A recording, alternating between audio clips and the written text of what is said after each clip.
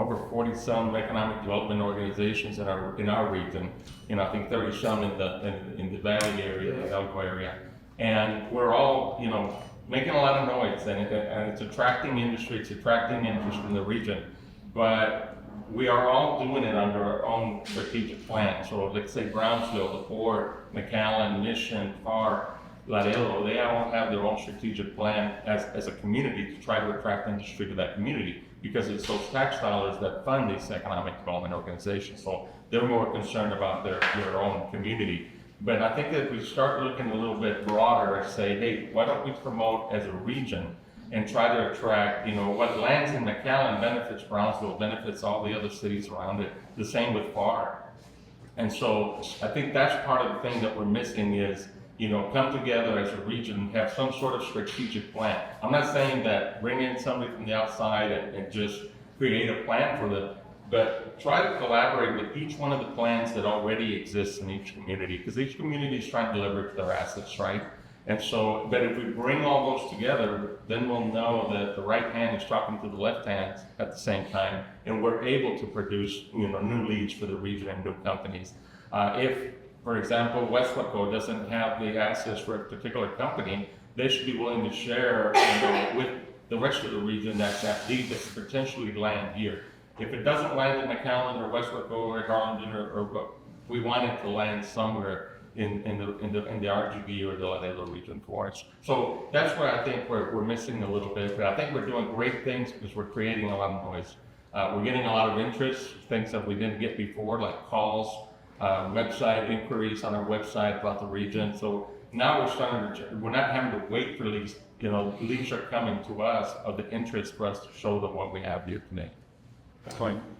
I think one big shift that we've seen, and sometimes we're benefited sometimes to be privy of the negotiations going on, and something that didn't used to happen that is happening now is that certain communities or EDCs are willing to give up projects because they don't want to be outbid. And what I mean by that, just 5-10 years ago, pretty much a community would do whatever it took to land that company, right? And sometimes, admittedly, they got a little too aggressive with giving up incentives or tax abatements or whatever it is. I think that is pretty much done. I think communities now have really seen, and part of that back 5-10 years ago is because I don't think we truly understood our value in terms of assets in the communities. So now I see all those EDCs being much more strategic about not giving up that industrial space or not giving up that plot of land until that right company fits there. So they're passing up on what might be nominal opportunities to create more higher paying sustainable jobs. That was not the case just 5-10 years ago. So that really proves to ourselves that every economic development practitioner sees the value in what the valley is now. And that comes a long way because just 15-20 years ago, we would outwardly market this place as come here because you can find less expensive land, cheaper labor, right? We kind of almost inadvertently devalued ourselves by doing that. Now, I think all the practitioners know that this place is just as valuable as any other place in the state and across the nation. So that's a big fundamental shift. And now I think we're seeing the fruit of that because the companies coming, they know they can't pit us against each other, right? It's becoming more strategic. Definitely. You talked about partnerships earlier, and I think they're obviously very important in sustaining the momentum that we created now. Who do you think, what partnerships can you point to, or what organizations, cities, or group thinking you can point to, or programs that are really kind of doing a good job of that? I would like to say the COSA and UT-Rio are a huge role here. And so you don't have to say it yourself, you can point at each other and What we like to bring to the table, for example, is bringing people together. Our focus is to bring people to the region, boots on the ground. Yes, we have to go out and market to them outside of the region, but try to bring them here, put them on a plane, bring them here, show them the regional assets, but it can't just be COSTEP. They'll see COSTEP as a marketer of the region. So what we do when we do program, we bring in the workforce boards and we bring in the schools to make the presentations. We bring in the local EDCs to make presentations, maybe even hospitals, immigration lawyers, lawyers that help with permitting. That's really what the companies want to hear. They want to hear who's going to help you when up there and can you make those introductions. And this is a great place, South Landing place like this is a great place because you're going to get connected. The fear that I see when we travel abroad, whether it's to Mexico, to Europe, to India, or whatever, is that they don't know how to get here. They know how to get on a plane, buy a ticket, but what are they going to do when they land here? They don't know where to go. Things work totally different across around the world. And so we have this cohesive environment where schools are willing to cooperate, maybe the 2-year system with the 4-year system is willing to collaborate. So we bring that to the table and have stakeholders present to them and sell their region and the assets that exist here. I'll speak specifically to the UT-RGV partnership with the EDCs, and we should be very proud of that. Even today, if you didn't know some of the staff kind of helping administer volunteer, you didn't know they were Pharr EDC employees or UT-RGV employees, right? That's the magic of making this work. And what we've done very strategically also over the last couple of years, we wanted to make sure that there was a front door in all of the large communities. Obviously eBridge, right? That's still, kind of the flagship of our services because it was designed and built for that region.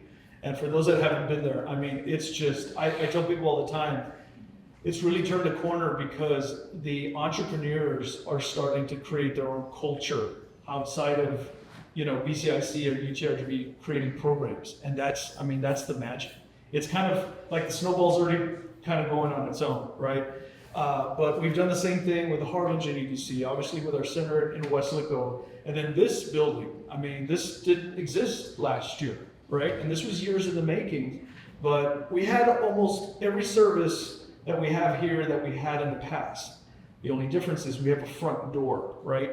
And these communities do, we wanted to be prudent, so we didn't want to spend taxpayer dollars building buildings, right? We didn't need any more of that because we had all these great relationships. But the EDC owned this building. They said, let's paint the walls, freshen it up, and this place has been a great front door. So the EDCs, and then I'll speak to, I was just talking this morning to another small EDC executive director about Daniel, because Daniel's an EDC director in Elsa, right? It's not the largest market, right? So we're only there intermittently, maybe once a month, maybe every 6 weeks, but the magic happens when we're not there. And for us to be successful, it's the EDC directors that really have to not only know our programs, like he can speak on our programs just as well as we can do the pitch, right? But getting the momentum built so when we come in, we're providing impactful services, right? So those partnerships with the EDCs, it's really, the way I see UT-RGV, Office of Workforce and Economic Development, we're the service provider for all the work that they're trying to do is ultimately, that's really important, and maybe we'll get to that, but measuring the impact, right? And my team knows this more than anything, but if we're not generating more sales tax or property tax, we're not doing it right, right? We measure every aspect of how many jobs we created, how many businesses we created, how many sales tax volumes, that kind of thing. Because at the end of the day, that's what economic development is, right? Creating that cycle. That makes. And so we live in this space in economic development in the chicken or egg scenario. We're constantly trying to figure out whether, if we get this company, do we have the jobs for it, or do we have the jobs or the trained staff, are we going to recruit these companies? And so we've made a lot of progress, and I think everyone works really hard and everyone cares about this community and this region, but there's still friction, and honestly, there's still gaps. And so I kind of want to talk about those now. Where are we missing the mark as far as training or recruitment? In your opinion? In my opinion, we need to figure out who we want to be, 20, 30 years from now. I know a lot of us, a lot of communities make plans, 5-year plans, or so 2 to 5 year plans. We really need to figure out what is that we want the region to be, the RGV and the Weslaco region. Do we want to be high tech? Do we want to be battery manufacturing? Do we want to be wind and energy? I know that we have a footprint in automotive, the automotive industry, the energy industry, the medical device industry, electronic industries, manufacturing in that region. We need better paying jobs. I mean, it's the ultimate, and more jobs, you know. We don't necessarily want to be a Laredo in the next, 20 years where it's all warehousing and logistics. We do want to have a manufacturing base. As I mentioned earlier, our manufacturing base here in the 7-county region is less than 3% of our businesses do some sort of light manufacturing, and we only have light manufacturing. But we got to start somewhere. We can't expect to go out there and recruit a Mercedes-Benz or Tesla into our region not having the workforce that we need. So we need to start somewhere. That somewhere, I think, is suppliers. Suppliers to these big tier 1, tier 2 industries. We could create those suppliers here, attract those suppliers. Once we attract a group, a cluster of suppliers, it makes it a lot easier to attract, maybe a tier 2, maybe a tier 1. But this won't happen in the next 5 years or in the next 20 or 30 years unless we make a plan, make a strategy, and everybody within the region pulls towards that strategy. It takes planning. I heard one individual tell me, and they're entrepreneurs and they're business people, and they said, well, I don't need to make a plan. I said, well, of course you don't. I mean, it's your money. So if you fail, it's your money. We're stewards of other, taxpayer dollars and other people's money. So we have to plan, and we have to plan right. We can't afford to fail. And not failing means, creating more jobs, educating our students, and help them keep them here. When I think of gaps, my visual imagery always goes to the fact that, when a SpaceX rocket launches, we have people living in extreme poverty watching that. So we have polar opposites of the most innovative thing in the world with people that are struggling in this community, right? So that's a gap. So and when I see that and I know that, I think I won't be satisfied, right? Me personally, so part of that is, and economic development, we always look at bringing new jobs. That's kind of a natural thought, right? Economic development brings new jobs. But I think equally as important is upskilling. There's a lot of, people don't really realize this, but in the Valley, there are a decent amount of well-paying jobs that go unfilled because of that lack of the skilled employee. We need to solve that. We have the people here, we have the jobs here, yet there shouldn't, theoretically, right, there shouldn't be any opening. If you're paying $25 an hour, those jobs should be, we should have people lined up for that. But we need to close that gap. And to me, I always said that's the lowest hanging fruit, because those jobs are already here, right? So for those that may or may not know this, when a new high impact job employer wants to come to this region, right, there's site selectors generally that are used. Site selectors it's not rocket science. It's a formula of certain metrics that they use to say, is this place going to be viable if I put my business there?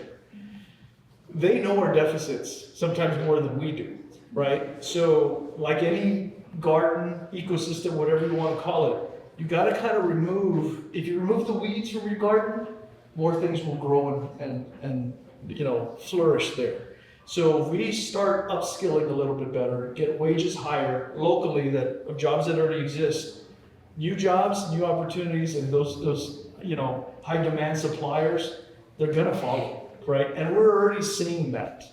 The only reason we can announce, what's happened in the last 3 years of these higher quality jobs is because we're slowly closing that gap. But we need to absolutely continue. And again, I myself try to keep myself in check because I don't want to be negative, right?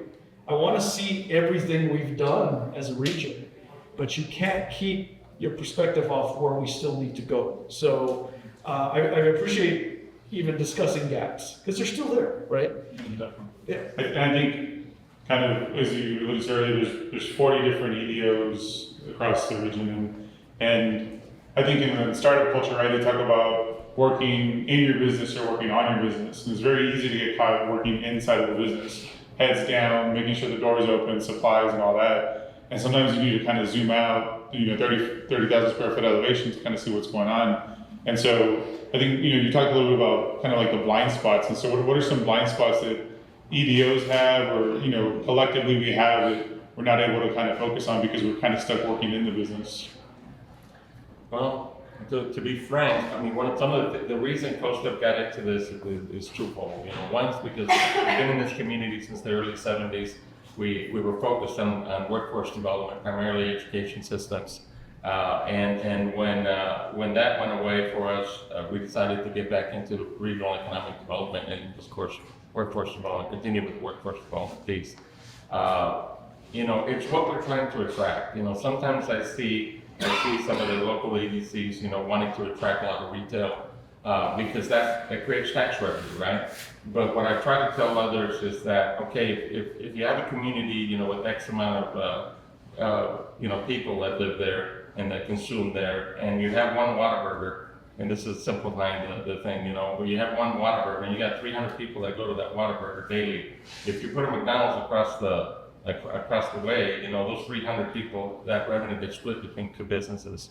And plus those businesses, as you well know, they pay minimum wage. You know, they really don't provide a living for our residents. So we definitely need to be more focused on attracting those manufacturing, high-tech manufacturing companies, high-service, you know, businesses into the region, because those provide the right jobs. And if you attract people to the region, or you create those shops, you know, rooftops, retail, warehousing will come on its own. I mean, they need those services, so they're a byproduct of manufacturing. And I think that's where we lost sight. You know, when NAFTA came in, you know, we were okay with having the warehousing and logistics here, the dual plants that we have here in the region, but all of the labor-intensive work is being done on the Mexican side. And so we lost that. And now trying to get that back is a challenge for us because we don't have that expertise in that workforce. With the new administration that's in place today, whether right or wrong, I mean, it's having some effects, but it's also creating some opportunities for us. Because a lot of companies now are trying to say, well, how do I avoid those tariffs? And the way to avoid those tariffs is to start manufacturing most of their product here, or at least part of the product here. So this is the time, I think, that we need to seize that moment as EDCs and as not-for-profits like ours, and go out there and look for those opportunities and work together to land more of those opportunities with the higher-paying jobs, higher-tech jobs that we have. I was right. I was thinking the same thing. And, you know, I don't know if I would have used the word blind spot for the way I was thinking about it, but I think about the EDCs, right? And we're a network and we're all colleagues and good friends. And unless you've worked in an EDC, I don't think you know the competing priorities. It goes back to the same thing he was talking about in retail, right? Any significant company to land here, that's a 5 to 8 year process, right? It takes a lot, you know, infrastructure, workforce, the whole thing. You know, getting a Jersey Mike's, like we closed one at ICSC, you know, in an hour, right? So it's a different, you know, do you want victories? Do you want longer victories? Do you want them now? Do you want, right? So as a lifelong administrator, I really have a lot of empathy for the elected officials. And it's a tough gig because they're having to compete those priorities. Because I've seen it firsthand. There's a lot of elected officials that know the process. They know it takes strategy. They know it's a long game. But they're getting the pressure to say, I need you to do something for me, right? And I've told this story before, but you know, we broke ground on a small manufacturer at the Edinburgh North Industrial Park. And it was really significant to our economic development team, really significant. But I think there was about 12 people there. The very next day is when we opened the Chick-fil-A on Trenton and I-69. And we had to do a traffic management plan, right? So people get excited for things that don't, you know, really equate to that economic, and that's okay, right? I mean, we get excited too, but you have to balance it, right? With every retail, and just to add to that dynamic too, that people just don't realize, you know, because chain retail is much more visible and recognizable. But kind of like the McDonald's Whataburger, right? You can only eat so much. So if you bring in a new Panera, well, the locally owned restaurant is probably going to take the hit in some form or fashion, right? And you, as practitioners, elected officials, and administrators, you have to know that, right? And you have to balance it. Because and that's the thing, if you really want to create more volume into the ecosystem, all you can do, economic development is simple. The way I define it, quite simply, is creating opportunity to put money in people's pockets, right? But if you really think about what most people think of economic development, it's things, stores, services that take money out, right? So we can bring in the stuff that takes money out, but you gotta bring the stuff that puts money in, period. It's that simple. Basically, let me just add something real quick, and I've heard that analogy used quite a bit, putting money in people's pockets. It really, the way that I define economic development is just that really it's putting money into the community's pockets. The residents of the region need to see some benefit. And again, when you have retail, I don't see a whole lot of benefit for the community, because again, the jobs are minimum wage, maybe a few jobs are gonna be management positions. So again, I go back to, we need to find that niche that we're gonna use for our region to try to attract, what is it that we want to attract? Right now, COSTEP is working on what we have a footprint on, and of course, high tech. Through the foundation that we administer as well, we've been able to create some mechatronic projects, robotics projects at the local schools, biomedical projects. So we, just this year, the foundation funded $2.9 million in projects with the different schools. And that was doubled because we asked for a dollar for dollar match from other sources. So that was $5.8 million that was leveraged in the region. But it's all, we have the parameters in place to say these are the type of programs that we need to educate our community in where they're going to get those jobs. So really, yes, it's putting money in people's pockets, but not necessarily the business owner. The business owner is going to benefit. The investor is going to benefit. I mean, that's why they do it. They do it for an ROI. But if that project brings, 20, 30, 50, 100, 200, 300 jobs to the region that are well paid, I think that's when the community starts benefiting. And that's when they start spending more. They're going to be going to the mall, they're going to be going to the restaurant. So it's all a chain effect. So we need to, again, strategize how we want to grow, where we want to grow, specific industries that we want to grow in. Aerospace now, like Ron said, is in our backyard here. And it's unfortunate what you have to say. It's a great thing that we're launching rockets and catching them back in the forks, or the chopsticks that they call. But there's people that are still going hungry here and struggling to feed their kids and clothe their kids, and they're watching the rocket, but they can't get the proper shoes for whatever they're doing. Definitely. I think I've been in economic development. I'm in Elsa for 2.5 years, and I was in Mission before. And I think one of the words we use a lot in the vocabulary is primary jobs. And so the microcosm of Elsa, it's a small community, it's kind of rural. We open up a Sonic, we open up a Scooters, and you have 75 people applying for a job there. For 25 part-time jobs paying $10 an hour. And it's great, but the velocity of the dollar, it's the same dollar being spent within the city limits of Elsa. And so my goal is to bring something into Elsa the same way that the region's goal is to bring a higher paying job so that you can get outside money coming in. Right. I worked at the Mission Agency for a while. Royal Technologies is over there, a big manufacturing company, and they build like the DeWalt drills that you see at Home Depots across the United States. That's money from the outside of our region plumbing into the valley, and that kind of really raises the level of income here in the valley. I think, we're in RGV Startup Week, and I'm sure you've heard the word AI probably 100,000 times already. And so I want to talk about tech and innovation in economic development. How is AI and tech kind of changing the landscape of what we're doing? What do you see the future of kind of workforce development, economic development?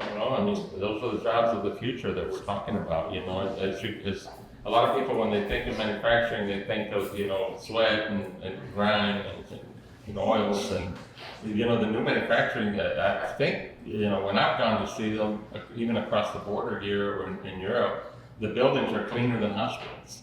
And everything has to be disinfected. You have clean rooms.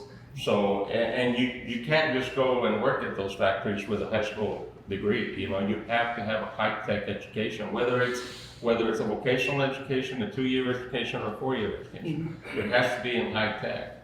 The people that are leaving right now, that are leaving us for Austin or for San Antonio, Dallas, Houston, are those that are graduating in those specific skill sets. But again, I go back to not having the jobs here.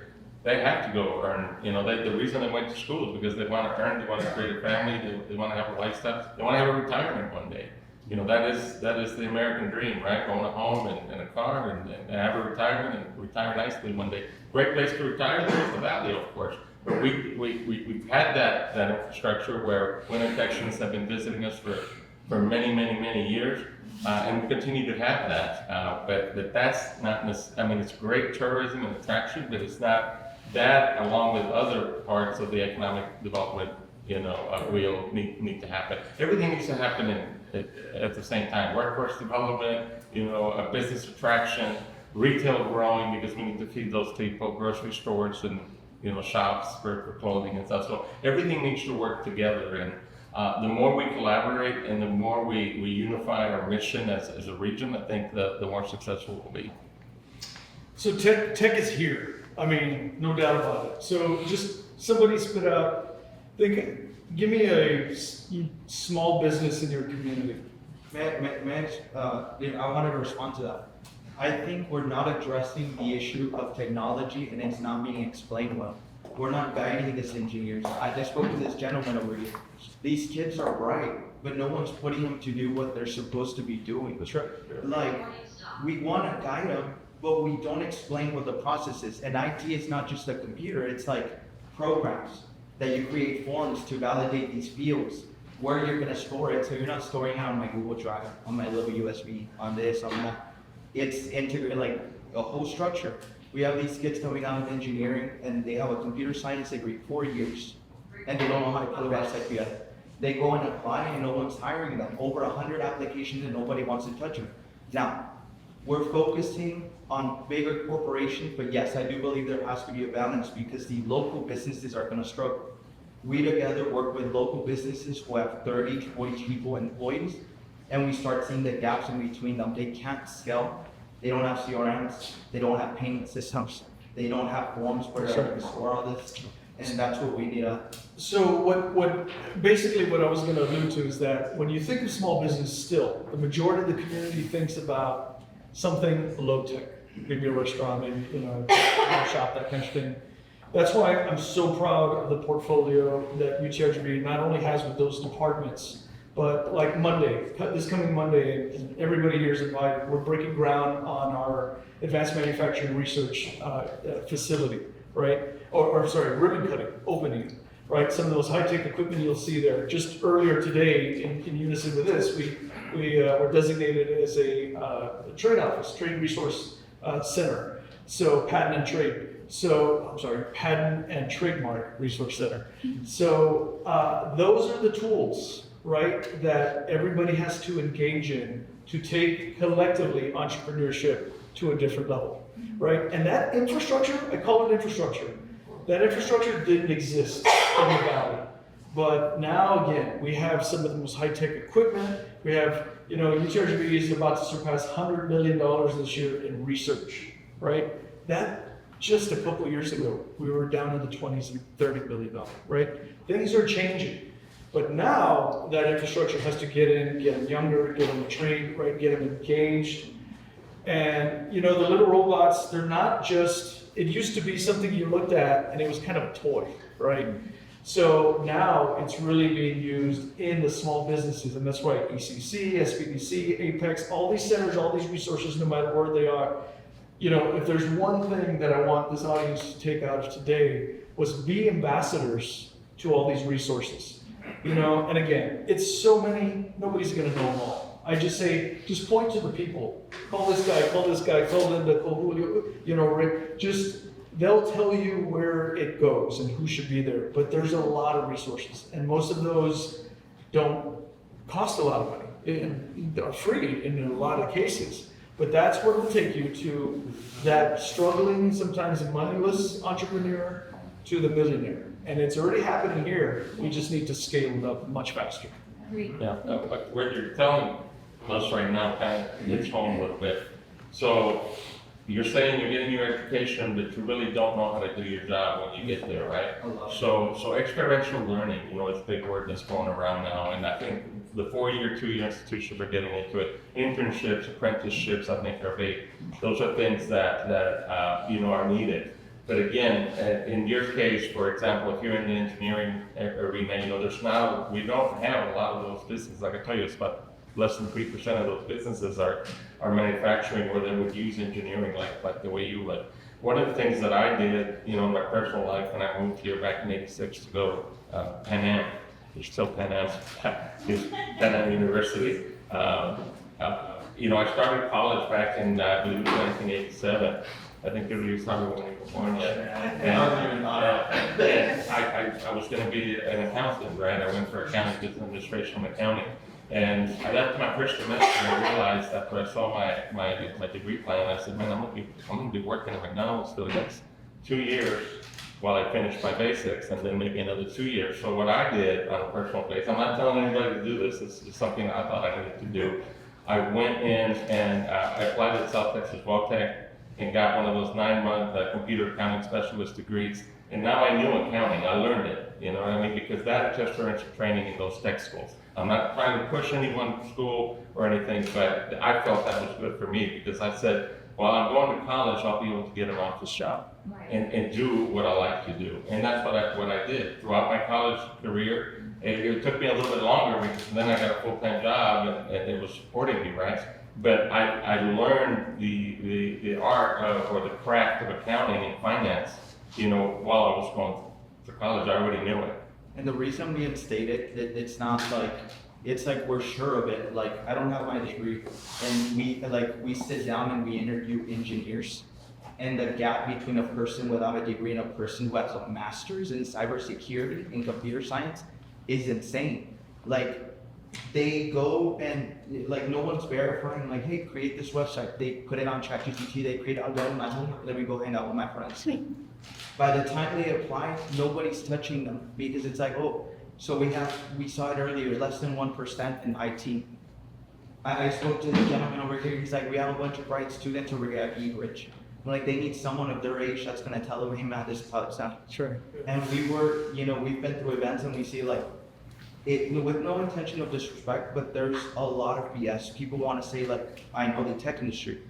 And they tell these children, 17-year-olds, like, yeah, man, AI, VR, they put all these terms together and it's like, who's telling them how to quote it? Who's telling them what technologies they're going to use? Who's telling them how to put it together?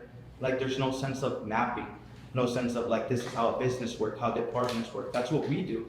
We have departments for engineering, departments for social media, departments for videography, budgets, cards with limits, integrations, CRMs. Hey, what's going on in this department? Why hasn't it moved over?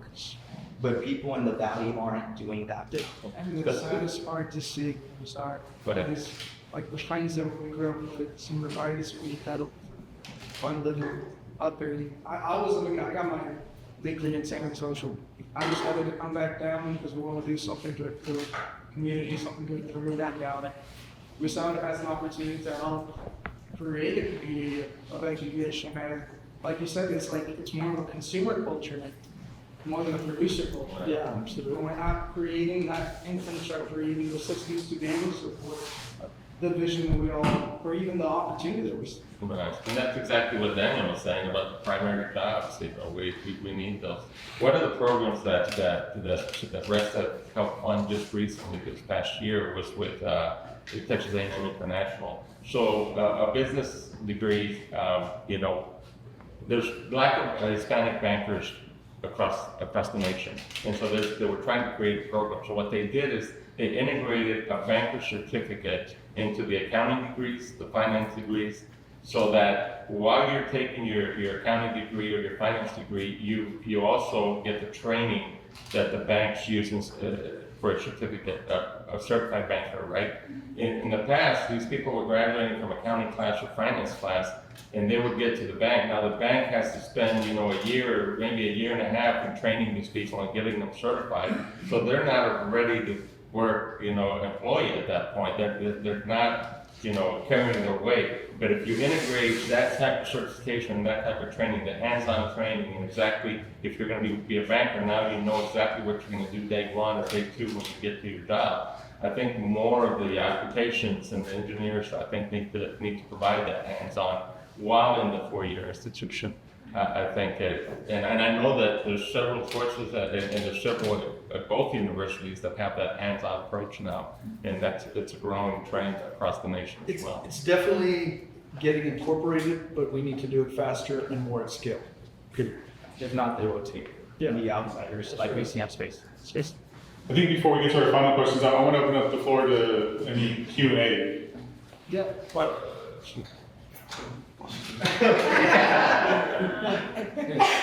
So, one of the elements, Julio, I did my undergrad computer engineering at GPA, graduate degree at UT-Rio, so I've been through the journey, and I can tell you 9 differences through that path from university level and being a student, and I think it's beautiful, so thank you for being a part of that.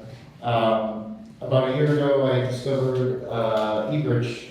I went to the 3-day boot camp, and that was impactful, exhausted, double thing for my business. I've been my company for 14 years, but I was stuck, right?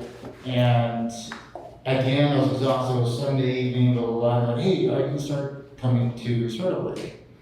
What? A whole week now? So that turned into this beautiful relationship with eBridge, and I'm so happy you brought it up today and what you're doing. And 2 days in, I knew I needed to rent an office here. I didn't need it at my house or when the company at my house, but I wanted to be there to offer product management engineering services, And I have a brand in the building. People come to me, oh, you're the tech guy, you're the technology guy, right? And I'm like, yeah, so now I want to be the bridge to the gap. So I know we had a brief conversation about it. I think what the building, the partnership between RGV and what BCSC is doing upstairs is beautiful. There is a gap. My AI Tech Club now that we meet on Fridays are doing all this extreme networking on the outside to get those professionals to network, so that once RGV does their job and building that business line, instead of not seeing them in the building and hopefully to make it, I want to be that bridge. My AI Tech Club in the building wants to be that bridge to help them achieve that success. And I did want to give a quick success story, one of 100 that I have under my belt. This gentleman, second day last year, Startup Week, comes in and he's kind of quiet, he's walking around the building. I'm sitting down, I'm keeping an eye on him, and I'm networking, and I see him walk out without talking to anybody. He's walking out. I stopped him and, hey bro, what's going on? Sat him down, started talking. He asked about me, he asked about him. Do you have any product ideas? What are you doing here? I have this thing, it's a hobby, He tore apart this treadmill, and he had a fixed camera on top, and he was scanning clothes that he bought at the thrift store. And I told him what price to sell it at. And I'm like, bro, that's a product, man. There's something in there. It's RGV. Didn't see that guy for 6 months. Killed me, right? Until a couple months ago, I saw him, he pitched. Didn't get a chance to network him that day. I had met this gentleman, you only have so much bandwidth, right? Saw him in eBridge 2 days ago. And I asked him, what's going on? He remembered my product. It's been almost a year since I talked to the guy. That was validating for me, but I was more interested in what he had to do. And he's like, oh, I launch in 2 weeks. I have 100 customers already. I'm gonna charge $20 a pop, and my margin is $19.50 per customer. Jeez. Yeah. That's what this is. Yes. And I tear up talking about it because that is one of 100 stories I have under my belt. That's what eBridge is, that's what your partnership is, it is amazing. So there is a gap, and I will work day and night to help bridge it. I am passionate, it's love, and last thing, tomorrow, these students, another thing beautiful going on from the Leadership Institute for 3 months, these students have a pitch competition tomorrow at 5 p.m., 3 groups. I have been a part, living day and night, and if you get an opportunity to go at 5 p.m., you'll see what I'm talking about. So, thank you. Thank you for sharing that. And yeah, that infrastructure didn't exist just a few years ago. And other communities tell us all the time, you know, we want one of those. Yes. It's not really though, if you build it, they will come, right? It's about programming, it's about mentorship. And your story expressed how much time and effort it is that you're not making a lot of money doing it, right? I mean, that's all of our passions on doing that. So it's really, these are just buildings, but the magic is here, right? So I appreciate what you guys are saying, you know, and I was talking earlier, I know people that make a lot of money that are very well educated, people that make a lot of money that have no formal education, but that hustle factor transcends everything. All these resources are here, they're available, they're in our community now, but you gotta care and you gotta get it, period, right? And there's a lot of people that are, you know, there's a saying for running races. If you show up in 5K, even if you're the last person, you beat everybody that stayed home. So you guys have beat everybody that's not here, period, right? That's cool. Any other questions? Stay. Stands. Let me see. It'll be fine. Yeah, Sam, my statement basically is thank you guys for everything that you're doing because it's important to identify our weaknesses, identify our blind spots, and know what's working and what's not working. And that's what's happening in this community now. And until we do that, we won't get where we want to go. But we need to understand, everybody in this room needs to understand that what we're working on today, we're probably not going to see. But you won't understand what the true nature of living is until you plant a seed that turns into a tree that you will never get the shade from. Yes. Okay? So, kudos to everybody that's here. Kudos to you guys for putting this on. And I'm glad to be here too. You know, what I'll say, and I think what people need to give credit to is there's a lot of leaderships that's involved. And I go back to Veronica Gonzalez and Dr. Bailey, because, you know, when I was offered this position, coming from my background, they knew me, right? And I'm not afraid to share opinions on gaps. And I kind of jokingly, because I knew them, say, do you really want, you know, that perspective? And they're like, that's exactly what I want, right?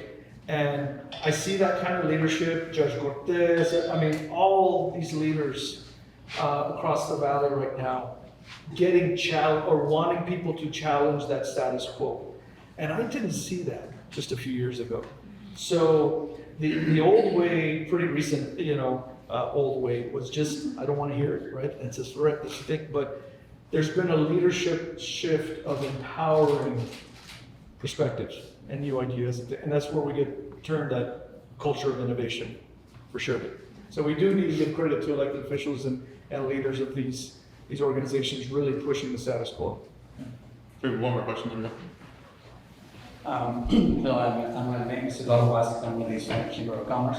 And I feel really that we're coming together starting several years ago. And another thing that's bringing us together, and it has to bring us together, is water. I love all this growth and all these companies that are coming over here, because we are the Hispanic Chamber. We like to take care of them and help them stay here. But we're also consuming more water. So water is a big problem right now. I think we're less than 15% of the reservoir. And then we have more businesses coming in. I don't think there's one solution for the whole state, but there might be one solution, two solutions for us here locally. I know Hidalgo is already saving some of the water, working on a system like that. Cameron's interested in doing something like that. My question to you guys is there a system or an entity or group that we're working together that you guys are backing up that has a possible solution for the water? Because we're working on something, and I would love to work with you guys and all the EDCs so we can all put our money together and get one or two possible solutions that can at least from Roma this way, we have enough water for 2 years, either in the rivers, the canals, the ditches, wherever it is, but somehow get at least enough water for us. So my question, are you guys working on something like that? Well, we're not directly, but we hear of several groups. Every time I visit with groups around the region, you know, they have an idea about you know, what to do, how to get more water. It's not just water, it's energy as well. Electricity is a big issue that we have here. And that's one of the things that prevents us from attracting, you know, bigger companies, you know, manufacturing companies, because they require a lot of electricity, they require a lot of water, depending on what their process is, right? And so one of the things I'd like to say is, just like the EDCs and the schools are coming together to create program, create talent, and help benefit our region, I think, you know, the folks from the water districts or the electricity districts need to get together and work this problem out together. I think there's a lot of great ideas. I hear ideas about desal plants along the coast, or desal plants in the Gulf, taking water from the ground, that we have sufficient water in the ground. It's just the way that, you know, the laws work and how that water can be extracted and who's going to be the owner, who's going to sell it. So I think that the region coming together will do just what you're asking, is together working towards solving a gap of the problem is what we need to do. You know, when I spoke earlier, the site selectors checklist, and at the top of the list, water and energy, right? And if they don't have the consumption that they need, they'll scratch the valley off our list. And Texas is starting to get dequalified from some of that as well. It's an issue. I think he walked out of the building, but, you know, a shout out to former Mayor Jim Darling, which, again, there's no greater water expert. You want the answers? It's in that brain over there. He really does, and he's been really advocating for a long time. And quite honestly, it had to get pretty dire to get the attention that it needed. And when I worked with the Council of Governments, you know, water was a big priority. But because things got as bad as it did, it's changed the level of priority. So I hate to say it needed to do that, but it did, and it's gotten much more attention, right? There's a lot of bills right now in our state legislature this session just focusing on that. And again, it's gonna be a thing. There's not one solution. There never will be. We're gonna be solving water. I used to tell elected officials this about flood drainage projects. I would say, Mayor or Councilman, never go to the podium and say this project is going to fix it. It never fixes it.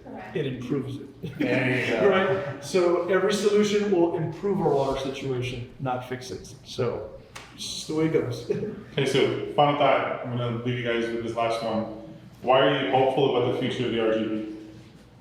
So mainly, you know, buildings like this that are being done in collaboration with the educational system, the economic development system. I think we have a great youth community that is eager to learn and eager to excel in life and get to the next stage of life. I think as you know, as leaders of the various, you know, not-for-profits or even for-profits, I think we need to invest more in our region, in the educational system and the business practice system. So that the youth, you know, the leaders of tomorrow that are here, you know, that will be here from our region, can excel at that and continue the work that so many have started even before us. You know, I'll say, again, it goes back to the human factor, the people. So many people, I know almost every economic development practitioner specific to economic development, right? And everybody cares. Everybody cares. Nobody's doing this for like the wrong reasons, right? Everybody wants to improve this community. So there's a lot of force behind that. And then just the culture of, you look at the last recession and everybody cross their fingers that we really don't go into a new one. But the last one, it really, everything, even from COVID, there's a certain resilience that's built into our culture here that has really weathered almost every storm. When there's other great parts of the country that have been kind of shuttered because maybe that culture doesn't exist, right? So maybe it's the grit, maybe it's the hustle, you know, but we have this intertwined part of that. And now, luckily, we have some of the resources, because in the past, we were doing it surely on grit and hustle. Now there's resources and technology and things like that to really help supplement that. But, you know, I've said, I think maybe I started this when I got here in 2015. I used to use this analogy, like the window's open, right? So only we can close that window, but nobody wants to close it. Like everybody here is still really pushing to make this place better, right? So I'm glad everybody's taking the opportunity to learn stories like this, and obviously, like I said, the staff and everybody that's put RGV StartUp Week together, this just showcases, what people know but probably don't hear enough about. I think that.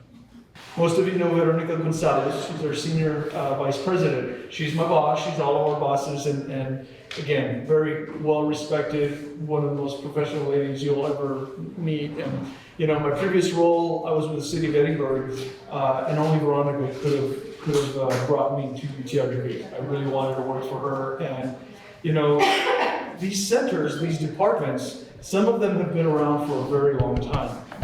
But what UT-RGV wanted to do, because part of the issue is all these resources that are just a tremendous amount of resources, sometimes they're just hard to find, right? UT-RGV is a huge 6,000 employee, enterprise that you don't know all the great resources. So part of their attempt was bringing these together, creating the Office of Workforce and Economic Development. So I won't go too much into the services, but I'll highlight how all that kind of influences regional economic development. But and then I also want to say, because we're friends, right? We'd be having this same conversation over drinks maybe at a bar, but we found out that the live streamer is off, so we're going to be candid with you. So we're going to be candid. This is regional economic development. We have very different perspectives on this and a lot of experience, so we want you to get something out of this. The first thing is why now matters. And so I'd like to talk about, why do you think this is a pivotal moment for the RGV's economic future? Okay, I think we've been in a pivotal moment, and I think as long as I've been here, I moved here in 1986, and we have grown leaps and bounds. Our educational system, our medicine system has become more robust. But one of the things we have failed to do, I think, is draw better industries that produce high tech, that we manufacture higher paying jobs for our residents. One of the things, the reason that COSTEP and RESTEP decided to move in a different direction back in 2019 was because we have a big problem with the brain drain, and we all know that. Our best and brightest, they graduate not only from our universities here, but from other universities. The ones that graduate elsewhere may never come back, or might come back later on in their lifetime. But the ones that graduate here may have to settle for lower paying jobs because the educational level they have, we don't get the jobs here. So COSTEP created a program where they have a unified mission. They're two different entities, like I mentioned earlier. We created a program where one of them is going to be dedicated to the development of the workforce, and the other one attracting new industries that do not exist here. Historically, due to NAFTA, due to various other forces, all our manufacturing went to the Tamaulipas side. And so in our region, which we call Rio South Texas, from Brownsville to Laredo, people say, why Rio South Texas? It's the RGV. I says, well, Rio South Texas encompasses two other regions, which is the RGV region and the Laredo region. And so what we try to do again is leverage all the assets in that area to try to attract new industry. But industry will not come here if they know that if they feel we do not have the experience in the certain jobs that they are needing. So we definitely need to work closely with education, private industry, economic development in order to create that workforce in order to attract new industries. So,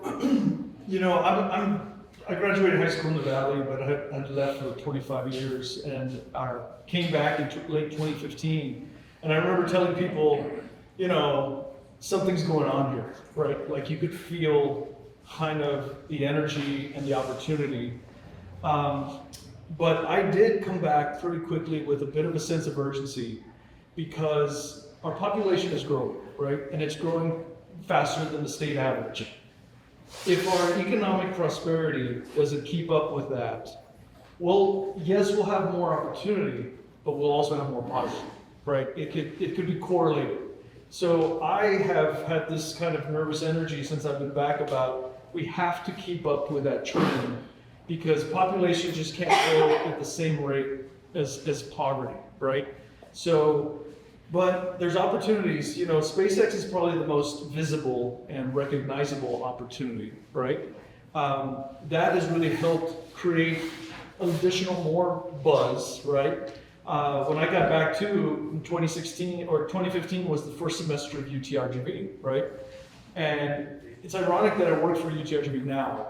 I've only been here about 3 years now, but I realized truly, collaboration is great. I think we've talked about it for a long time. But I'm a little critical because I always want operational collaboration, right? If we all kind of shake each other's hands, hug each other, that's great. But if we don't actually merge our operations into being more efficient and more beneficial, what are we really doing, right? So when I came back and I understood this UT-RGV and the fact that two, institutions of higher education that were very well known, that had their own cultures, UT Brownsville, UT Pan American, and you know that because people still have a lot of pride in just those names in those schools. They dissolved, right? So they gave up so much local authority, some of their culture to create this new authority and culture. That, if you really think about it, it's almost kind of amazing that it even happened. The political will for that to happen was pretty amazing. So, there's champions out there, Senator, Weslaco being one of those, and a lot of others behind the scenes that were helping. But for them to really give that up for the greater good, that really shifted what's possible, right? And it's paid off, there's no doubt. Advent of the medical school, the new programs we've had, all the PhD programs, it's really paid off. But I think I have a lot of pride working for UT-RGV because I bring that sense of urgency, hey, we need to live up to what people gave up to have us, right? So you need to keep that forefront. And then things like the MPO that happened in 2019, same concept. 3 existing MPOs, 3 separate funding, 3 separate boards. They gave up their authority for the greater good. And again, the numbers prove it, right? So we're going to see more of that, but I don't think we would have been in this window if UT-RGV wouldn't have happened. I know for sure that MPO would have never happened without UT-RGV.